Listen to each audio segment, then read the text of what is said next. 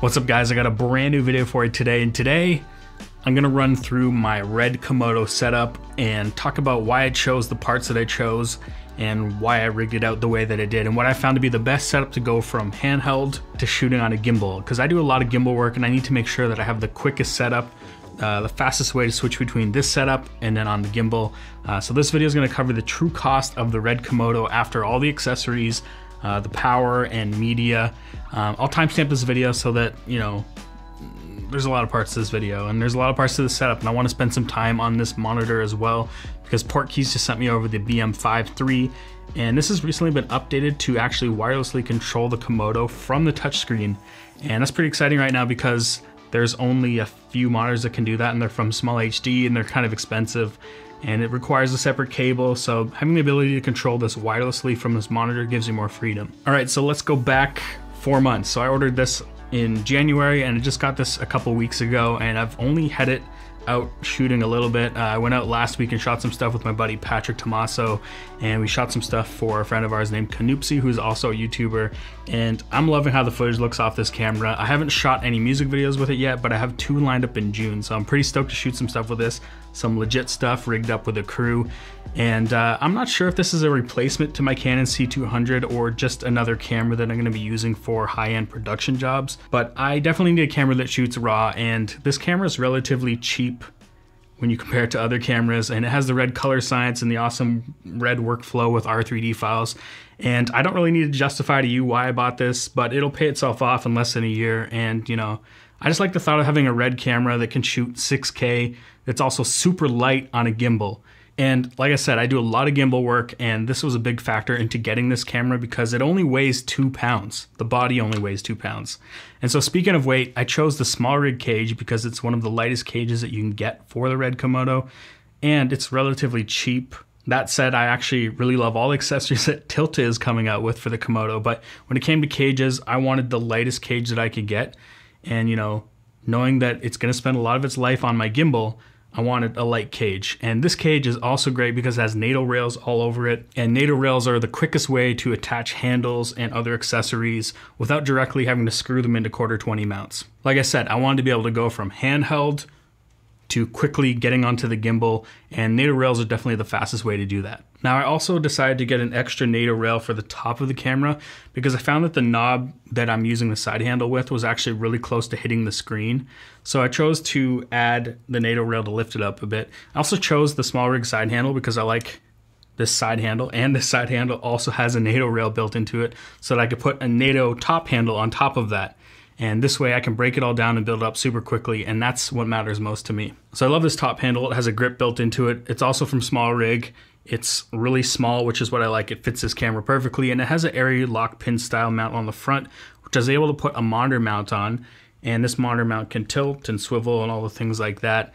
And it's kind of starting to sound like a Small Rig ad, but honestly I just like how all these parts work together, and Small Rig is making some quality stuff, and they're not that expensive. And on top of this monitor mount, I'm actually using a Zhiyun quick release mounting mechanism that they actually use to mount handles and tripods to their gimbals.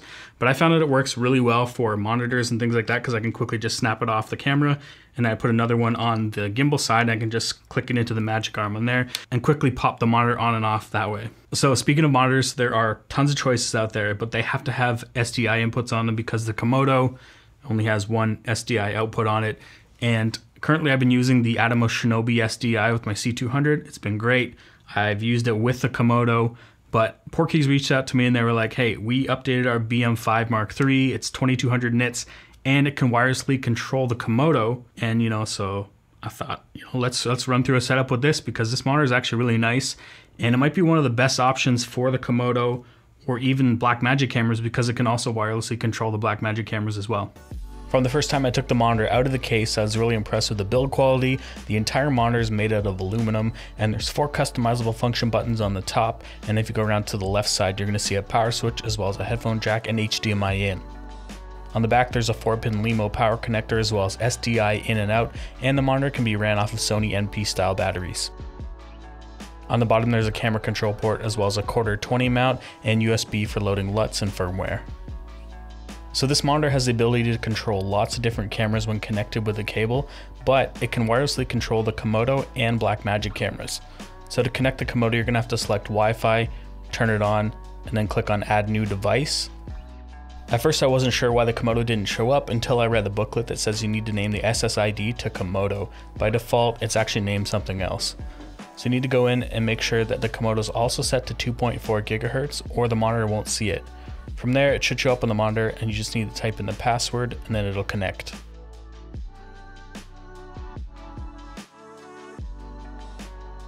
From here, you'll have the ability to make most common changes in the camera like aperture, shutter speed, ISO, white balance, and frame rate.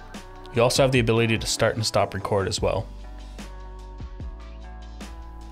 The display on this monitor is really nice. It's super sharp and crispy at 1080p. What's impressive is that it's also 2200 nits, which is one of the brightest monitors I've seen. And yeah, this monitor is seriously bright indoors. I wouldn't even set the backlight to more than 2, and outside I'd set it to about 10. It's perfect in bright sunlight. I had no issue seeing proper exposure and nailing focus without even needing a hood.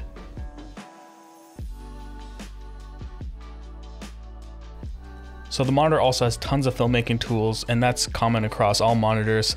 It's really nice. You can dial in these tools how you like, and you also have the ability to customize what the function buttons do, so you can set them up to different tools. When it came to CFast cards, I decided to go with two 256 gig Angelbird cards to start. I soon realized that 256 gig cards aren't going to cut it for more than 40 minutes of record time in medium quality, so I decided to order another 512 gig Red card. I think they're actually made by Angelbird as well. Red just puts their name on it. Right now I'm using the included Canon RF to EF adapter to mount my lenses. I think the Canon variable ND adapter is cool, but it's never in stock and I don't really want to use variable NDs. So I actually found a company called Breakthrough Photography that's making hard drop-in filters as well as adapters, so they have EF and PL mount adapters. So I actually pre-ordered the NDs there. I pre-ordered a 2-stop, a 4-stop, and a 7-stop ND. I have no idea when these are coming out, but I'm pretty excited about them. Right now I'm using the Tilta mini matte box, and I love how light this matte box is. The nice thing is you don't need to use rails with it. You can just mount it right on the lens. It's super lightweight. It only holds one filter, but it's still a really nice matte box. So the last thing I haven't talked about yet is powering the camera, and this camera takes BP955 Canon batteries, which have been in and out of stock. Red started making their own versions of them, and then they started approving other brands to make them as well. But I actually decided to go V-mount, so I got the Core SWX V-mount plate. Tilta also makes one, but it's kind of a horizontal style. I like this style better, and I actually got some of their Core SWX Nano V-mount batteries, and these are 98 watt hours. They're pretty much the size of the camera, so they fit everything real nicely here. And the nice thing is this V-mount adapter also has USB power out as well as D-tap on this side, so you can power other things like wireless transmitters, follow focuses, and then obviously the battery itself has D-tap on it as well, so you can power things like monitors, and you basically have everything powered off one battery. And I also just picked up some third-party BP batteries as well, because there might be some cases where I put this on a gimbal and I don't want the extra weight of V-mount on the back, especially when I'm running on the Ronin M, which can't handle a ton of weight anyway. And I actually found a really cool solution for the Ronin M. I can use the Ronin M to actually power this camera through D-tap. So D-tap off the gimbal, plugged into the Komodo. I have a special cable for that. And the gimbal battery will actually last 40 minutes. And when that battery dies, I can actually have two BP915s in this camera. And so when I unplug the gimbal power, this camera will stay running, and then I can swap the gimbal battery, turn the gimbal back on, and it'll actually start taking power off the gimbal again. So I can hot swap gimbal batteries and leave the camera running the whole time, which is awesome because I can keep the Komodo super light that way. So I'm sure you've realized by now that I love to save time. Anything I can do to save time on set and make life easier is key, especially right now, you know, when we're working in these small crews and I have to run like triple duty on everything. Just being able to switch from handheld to gimbal without messing around with changing cages and stuff is really nice. Anyway, that's my rig. As you can see, I kind of designed it around being able to quickly build it up and take it down for a gimbal. And you know, the true price of this camera kind of goes way up once you start buying, you know, all the accessories, the cages, the batteries, the media. And I bought it directly from Red because I know that I'll probably get the best support from them. If I ever had a problem, I can just reach out to my rep there and they're pretty quick. They email back right away. But I'm going to put the price of everything up on the screen so you can kind of get an idea of what you're in for if you're thinking about buying this camera, because it isn't just $7,500 for the body. And, you know, I really wasn't actually planning on making too many videos on this camera. especially because I haven't shot with it yet. There's so many reviews out there, but let me know if you want some more content from me shooting with this camera. Maybe you want a full review. Maybe I'll make a full review once I shoot some more productions with it. And yeah, I just need some more time with it. But thanks for watching this video. If you liked it, give it a thumbs up. If you dislike this video, give it a thumbs down twice. Don't forget to hit that notification bell, and I'll see you guys in the next one. BMI, Komodo. Just hit. And you know, I do a lot of limbo.